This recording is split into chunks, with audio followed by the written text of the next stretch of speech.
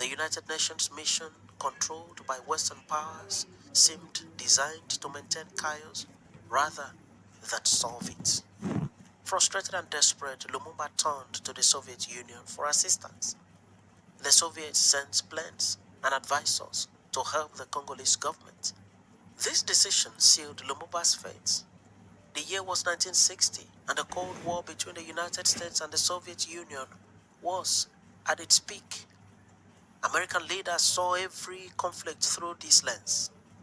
When Lumumba accepted Soviet help, they decided he was a communist threat, another Fidel Castro who might turn Congo into a Soviet ally. The fact that Lumumba was not a communist, that he had turned to the Soviets only after the West abandoned him, did not matter.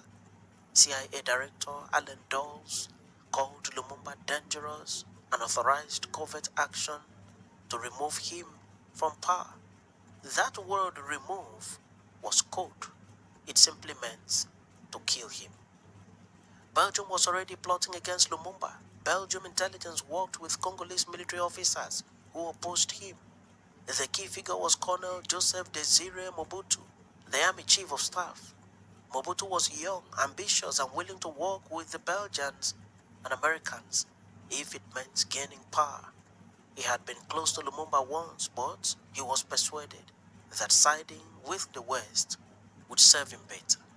In September 1960, just 3 months after independence, President Kasavubu announced that he was dismissing Lumumba as prime minister. This was constitutionally questionable since the parliament, not the president, had the power to remove the prime minister. But constitutional niceties did not matter anymore at this point. Days later, on September 14, Colonel Mobutu Sese Seko launched a coup with backing from the CIA and Belgium. He announced that the army was taking over power and that politicians on both sides would be neutralized. Soldiers surrounded Lumumba's residence, placing him under house arrest. Lumumba was now a prisoner in his own capital, protected by United Nations peacekeepers who had orders not to let him leave, but also not to let his enemies capture him. It was a strange, tense situation.